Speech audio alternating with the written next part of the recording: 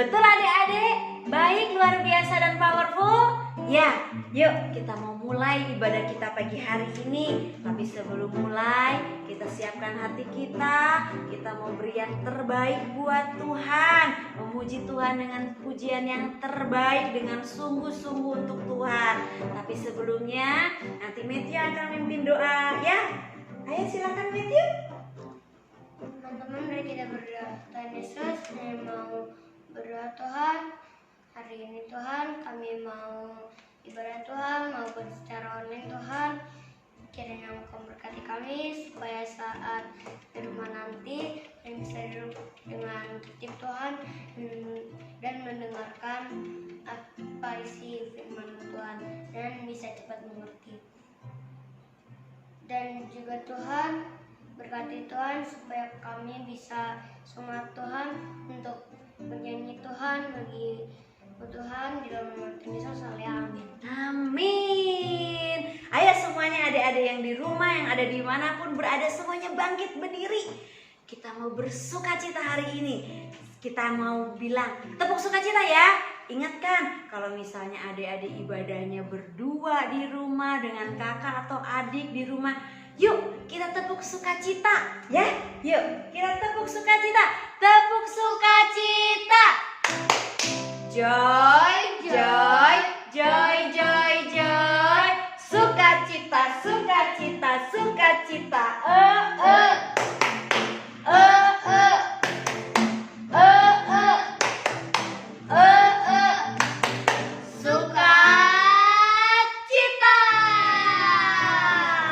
Wah, kenapa kita harus selalu bersukacita? Karena Tuhan Yesus selalu memberi kemenangan sama kita setiap hari. Yuk kita angkat pujian, ku menang bersama Yesus Tuhan. Ku menang bersama Yesus Tuhan. Ku menang di dalam peperangan. Ku menang atas segala setan. Haleluya, haleluya, ku menang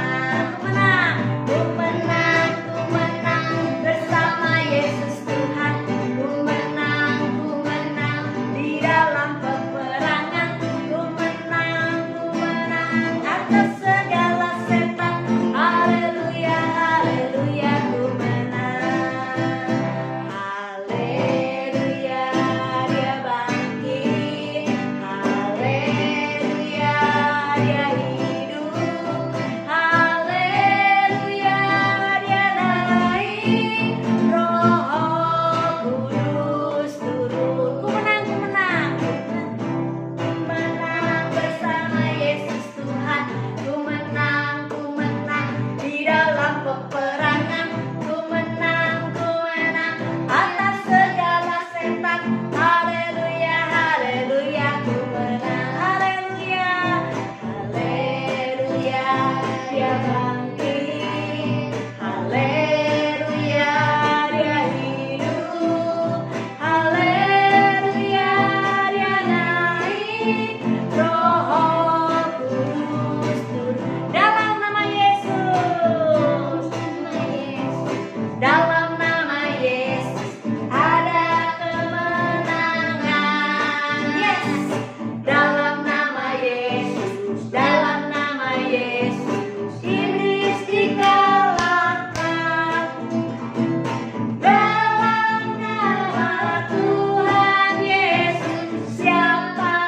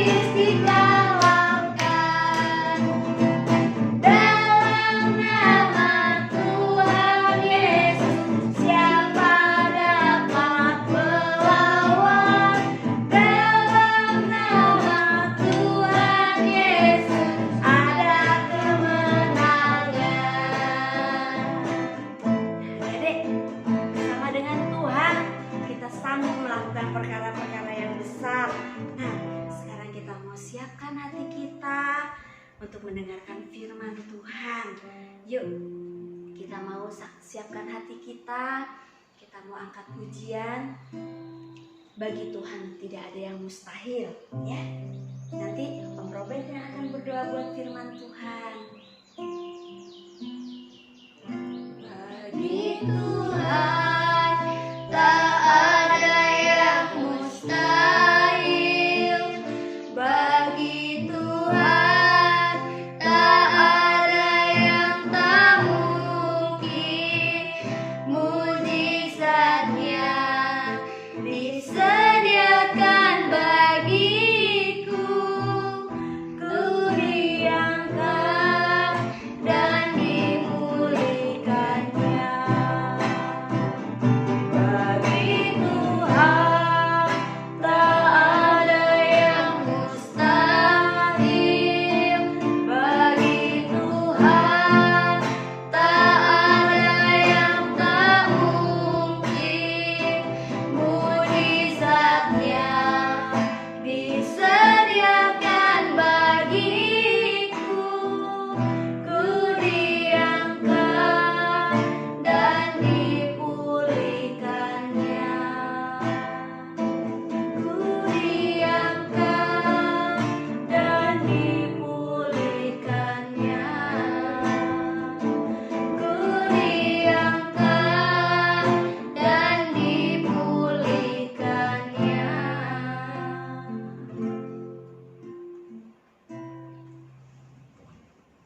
Yuk adik-adik, kita satukan hati kita berdoa.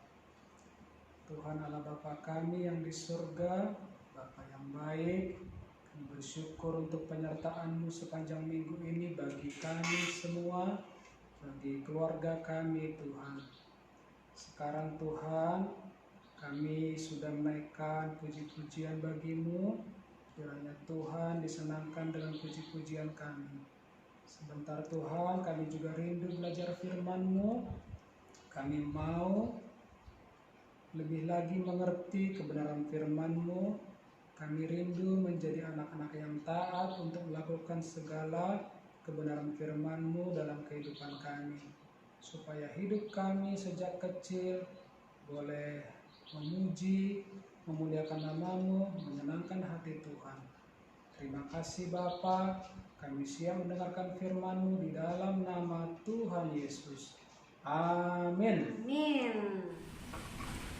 Nah, adik-adik, sekarang kita mau belajar kebenaran firman Tuhan. Kalau tadi kita sudah memuji Tuhan, sekarang kita persiapkan kita untuk mendengarkan firman Tuhan. Tapi sebelum kita belajar sama-sama tentang firman Tuhan hari ini, kita nyanyi lagi ya. Lagunya adalah Aku Pahlawan Kecil. Karena tema hari ini adalah kecil-kecil jadi pahlawan. Ya, yuk. Tapi ketika kita nyanyikan lagu ini kan, aku pahlawan kecil, akunya diganti dengan nama kalian masing-masing. Misalnya Yosua pahlawan kecil, misalnya Miko pahlawan kecil. Ya, yuk sama-sama kita angkat pujian ini. 1, 2, 3. Aku pahlawan kecil, Yesus panglimaku, Tuhan di pihak kita. Siapakah lawan kita? Tidak ada.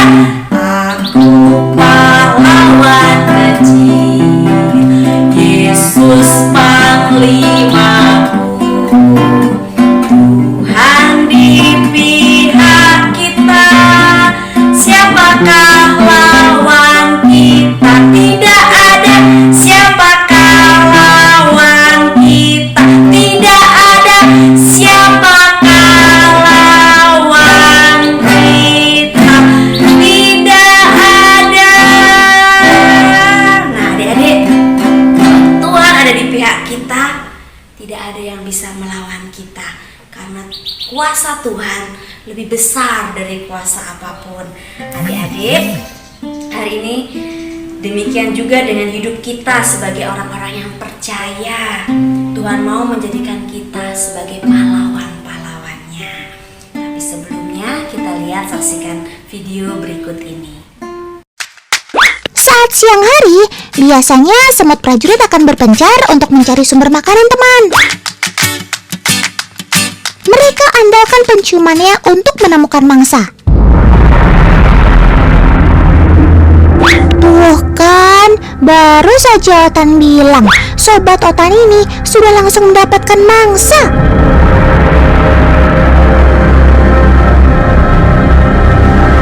Semut rangrang dapat memangsa serangga yang 100 kali lebih besar daripada tubuhnya. Ketika menemukan mangsa, semut-semut lain akan membantu melumpuhkannya dengan cara menjepit dengan giginya.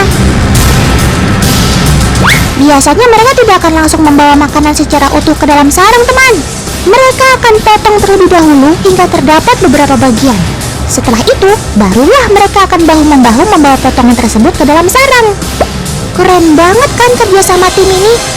Otan bangga sama kalian, sob.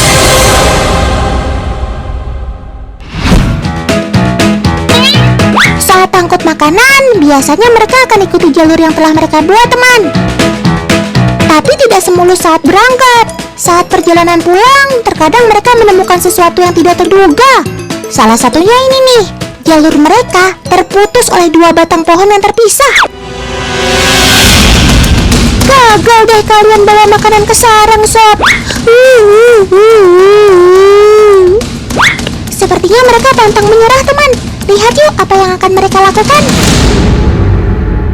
Keren! Ternyata mereka membuat jembatan hidup secara vertikal, teman.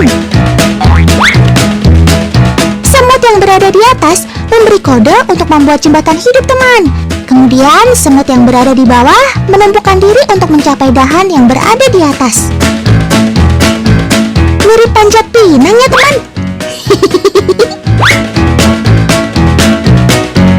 Setelah jalur kembali tersambung, mereka langsung membawa potongan makanan ke dalam sarang.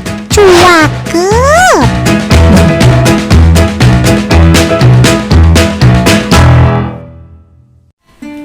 Bagaimana adik-adik dengan video yang tadi adik-adik tonton tentang kehidupan semut? Semut binatang yang kecil, tapi dia begitu rajin, dia begitu bekerja sama dengan teman-temannya. Bahkan tadi adik-adik lihat di video yang tadi kita saksikan bersama-sama, semut kecil bisa mengangkat makanan yang besar dengan bekerja sama. Bahkan ketika mereka menemukan jalan yang terputus, mereka bisa bekerja sama hingga mereka bisa mencapai sarang mereka. Itu semut. Bahkan binatang kecil seperti semut ada di dalam Alkitab. Tuhan berkata, "Hai pemalas, belajarlah dari semut. Perhatikan lakunya dan jadilah bijak," katanya adik-adik. Nah adik-adik, hari ini kita mau sama-sama belajar tentang kebenaran firman Tuhan. Pada waktu itu bangsa Israel dijajah oleh orang-orang Midian dan Amalek. Bangsa Israel mulai lupa buat Tuhan Allah yang besar, Allah yang dahsyat itu harus mereka sembah dengan sungguh-sungguh. Bangsa Israel mulai menyembah kepada Baal, berhala sembahan orang-orang Kanaan. Hingga akhirnya Tuhan mengizinkan orang-orang Midian, orang-orang Amalek untuk menyerang bangsa Israel. Selama 7 tahun mereka dijajah oleh bangsa Amalek, oleh bangsa Midian. Setiap kali mereka menabur dan ketika mereka mulai menuai, bangsa Midian itu datang bersama dengan ternak mereka, datang ke tanah Kanaan, menghampiri orang-orang Israel. Mereka mengambil semua hasil panen orang Israel. Mereka mengambil ternak-ternak orang Israel.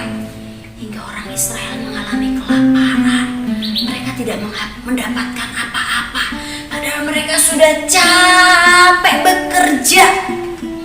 Tapi ketika mereka mau menuai, hasil tuaian mereka diambil oleh orang-orang Midian dan Amalek.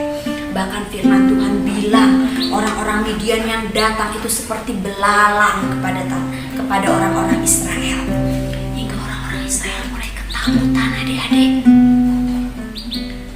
Mereka mulai tidak tinggal lagi di rumah mereka masing-masing.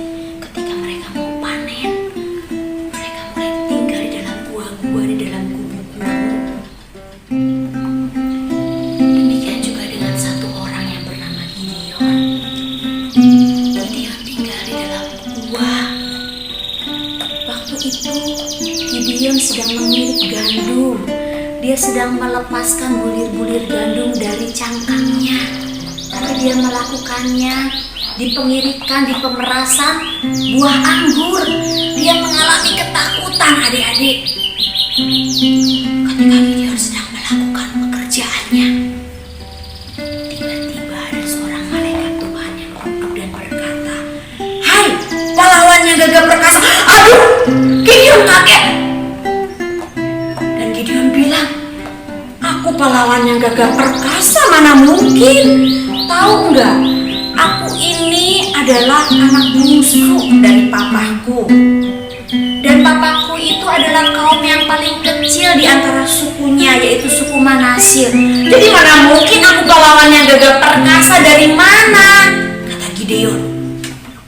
Tapi malaikat Tuhan itu berkata, "Tuhan akan pakai kamu menjadi besar." Wah, kemudian Gideon berpikir, "Baik, kalau begitu diam di sini. Aku akan pulang ke rumah. Aku akan mengolah persembahan untuk Tuhan." Kemudian Gideon lari pulang. Dia mengolah anak kambingnya. Dia sembelih, dia olah, dia ambil juga tepung, dia masak. Dia bawa kembali kepada malaikat itu yang masih menunggu dia.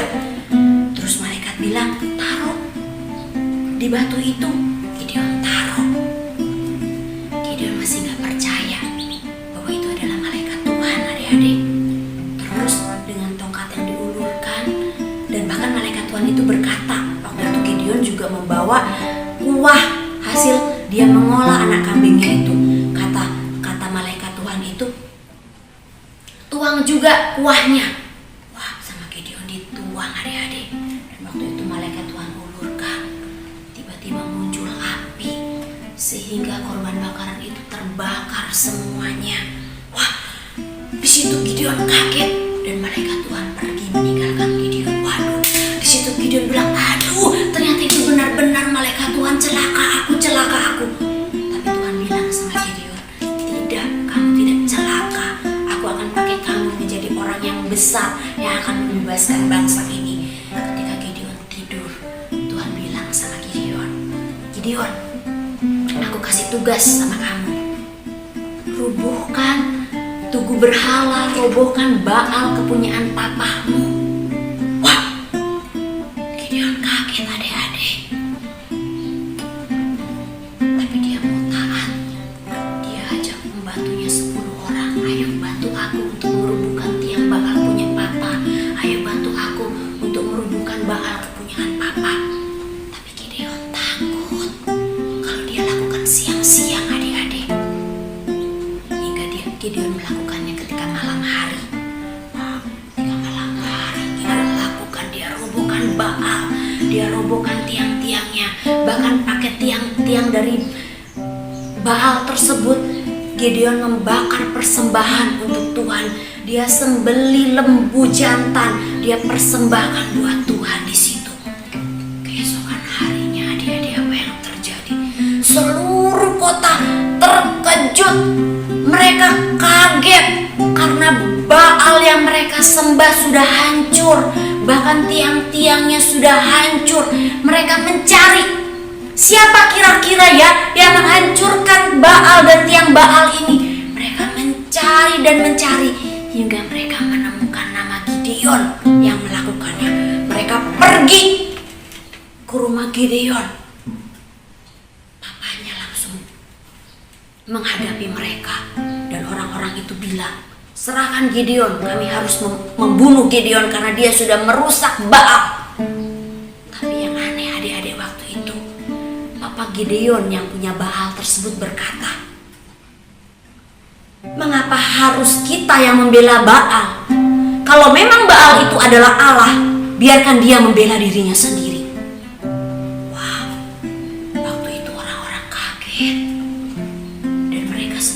Dia benar. Kalau Baal itu Allah, dia pasti akan membela dirinya sendiri. Biarkan Gideon berperang melawan Baal.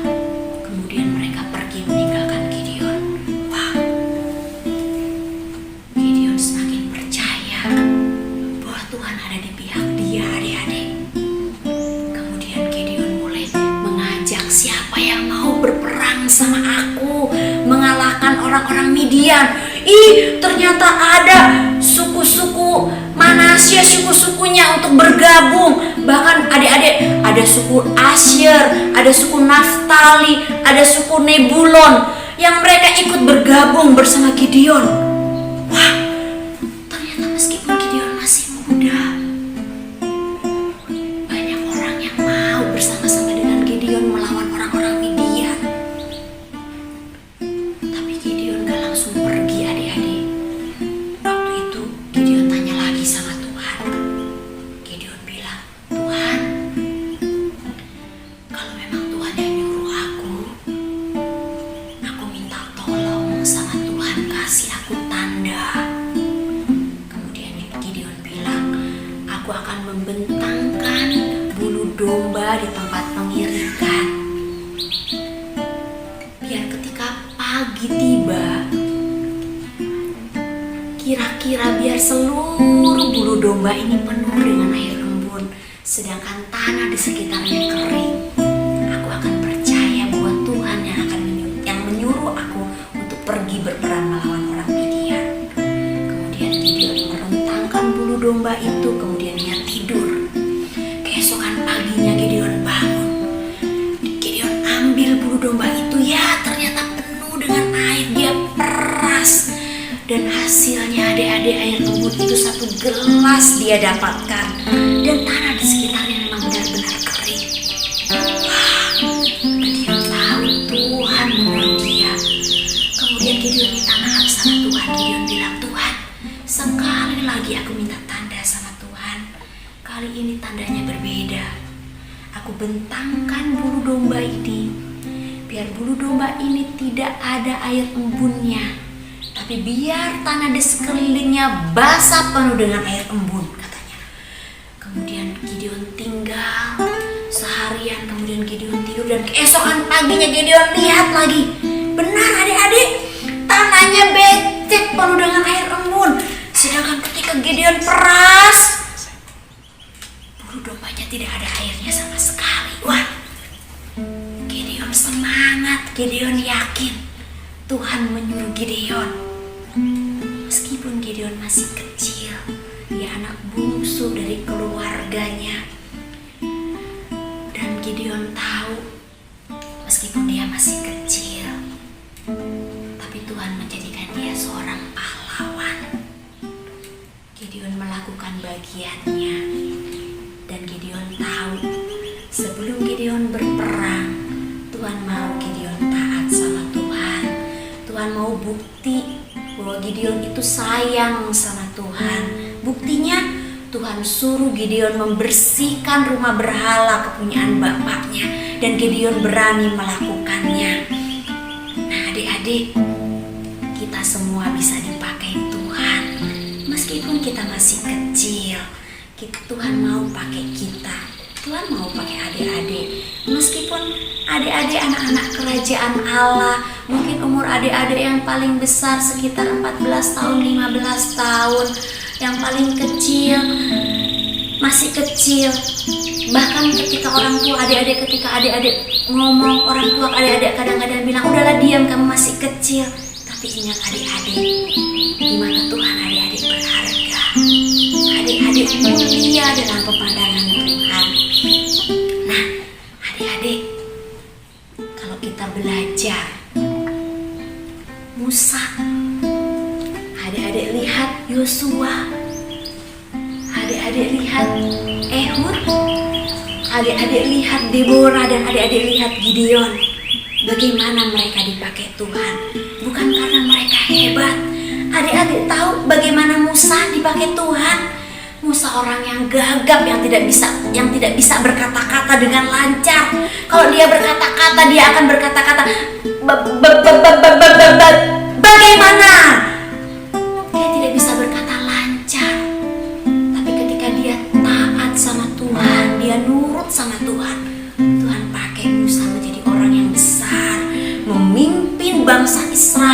sudah dijajah, yang sudah menjadi budak di Mesir selama 430 tahun lamanya, keluar dari Mesir, dari tanah perbudakan.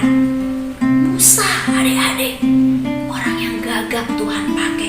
Yosua hanya hamba Musa yang kerjaannya itu hanya nungguin Musa.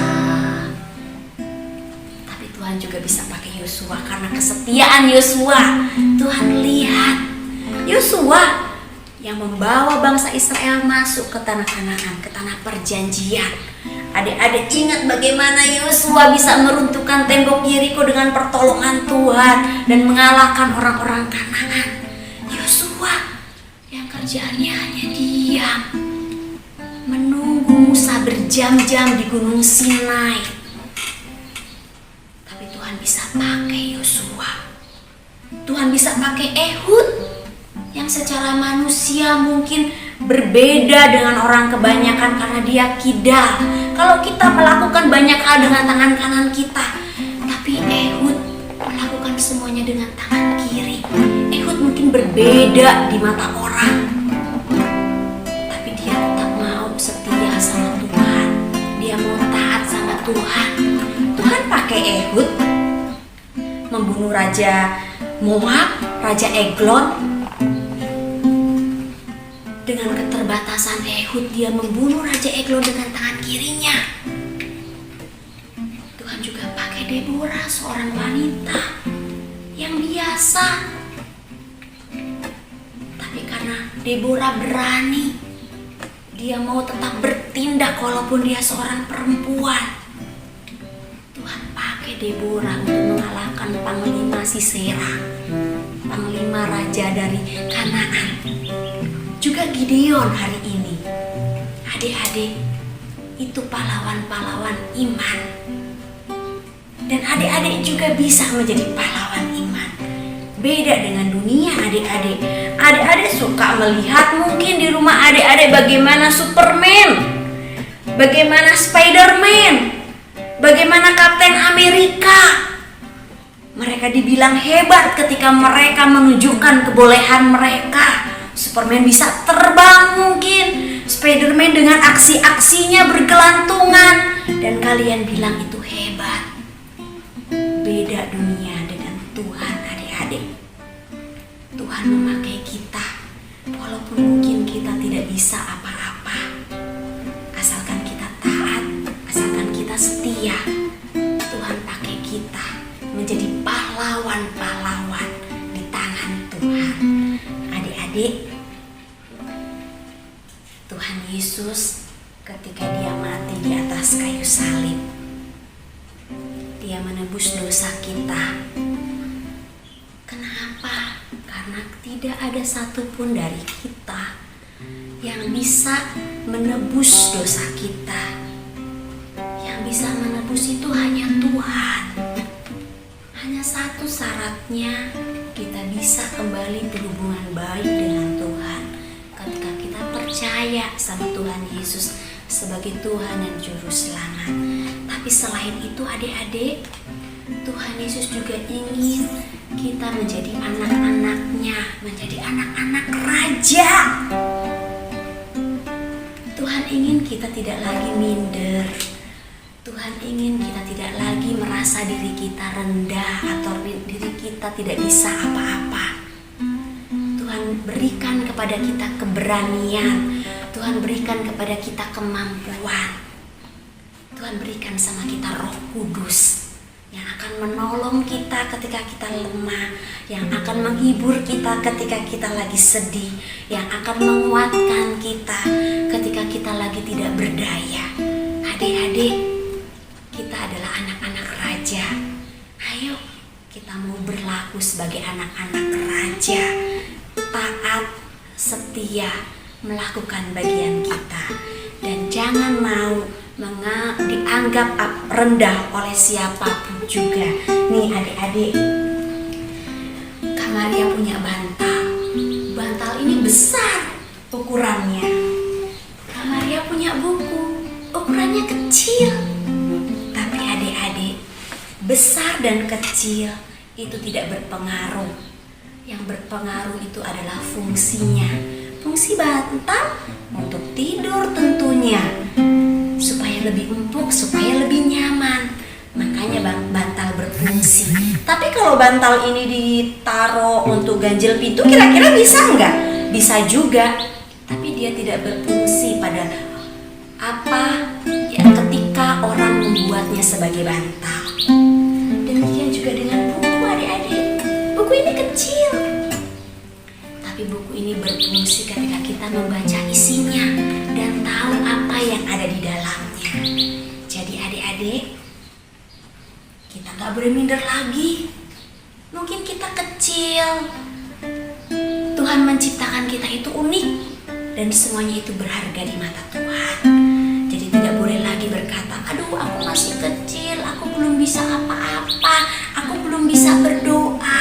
Kalau papa mama adik-adik menyuruh adik-adik berdoa, lakukan. Ingat, kita berharga di mata Tuhan. Tuhan mengasihi kita bukan karena kita pintar.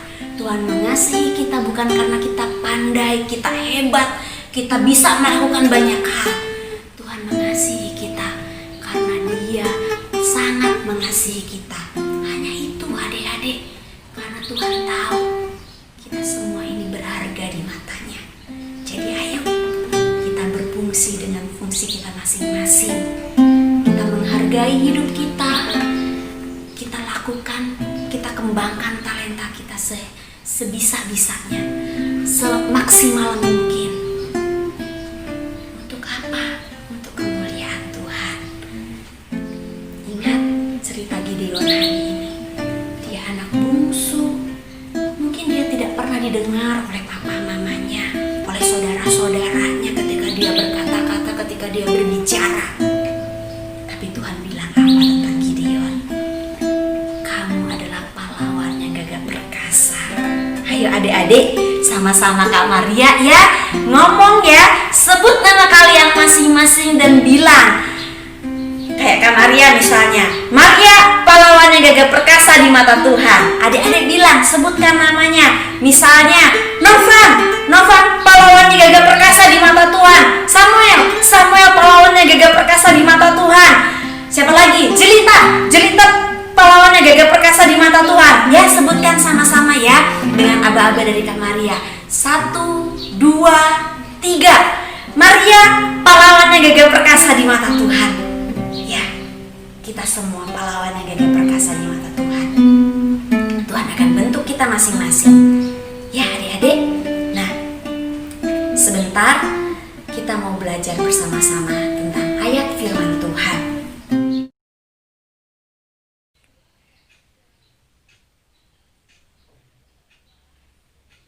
1 Timotius 4 ayat 12a. 1 Timotius 4 ayat 12a.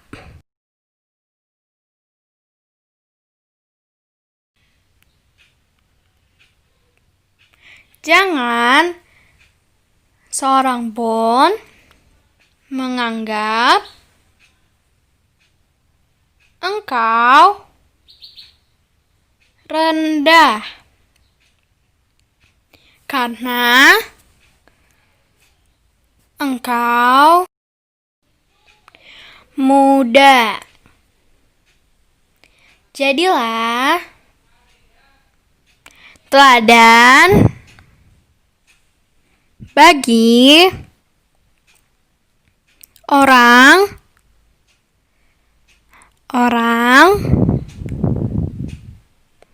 percaya. Mari kita ulangi lagi. 1 Timotius 4 ayat 12a. Jangan seorang pun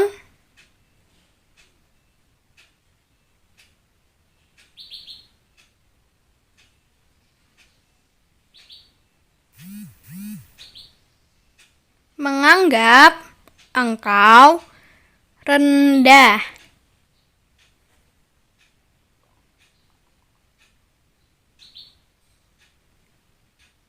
karena engkau muda.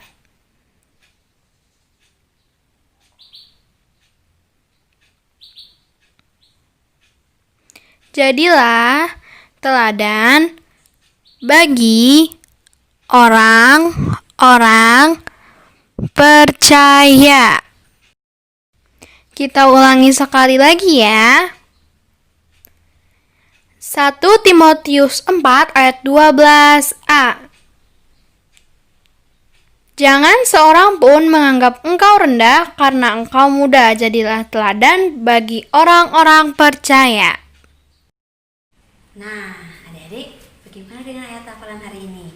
Yuk, sekarang kita ulangi lagi ya bersama-sama dengan Kak Maria dengan suara yang keras ya.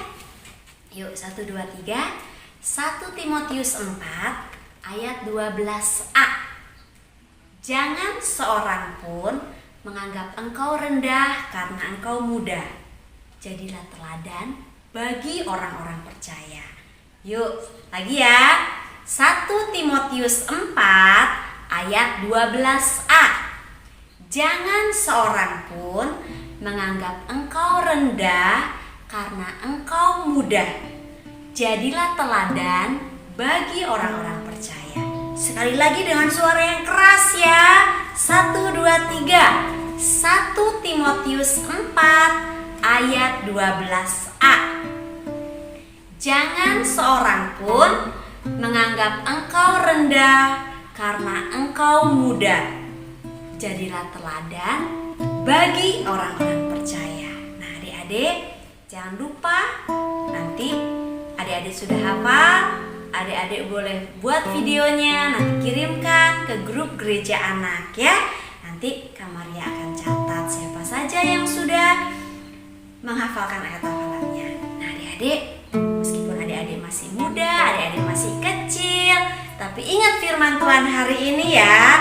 Nggak boleh lagi menganggap diri kita rendah karena kita masih kecil atau kita masih muda. Tapi kita bisa menjadi teladan buat orang-orang percaya. Lewat apa?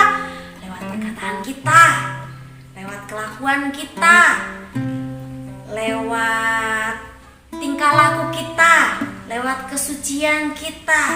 Kita bisa menjadi teladan. Ya adik-adik ya. Biar semua orang di sekitar kita merasakan kasih Tuhan dalam hidup kita. Mereka merasakan bahwa ada Tuhan Yesus dalam diri adik-adik. Meskipun adik-adik masih kecil, pasti hidup adik-adik bisa menjadi berkat. Papa mama senang, papa mama diberkati lewat hidup adik-adik. Mulai sekarang ketika papa mamanya minta tolong, menyuruh adik-adik makan, piring dicuci, adik-adik jangan bilang masih kecil, belum bisa nyuci piring. Lakukan dengan hati-hati, pasti nanti adik-adik lama-lama bisa.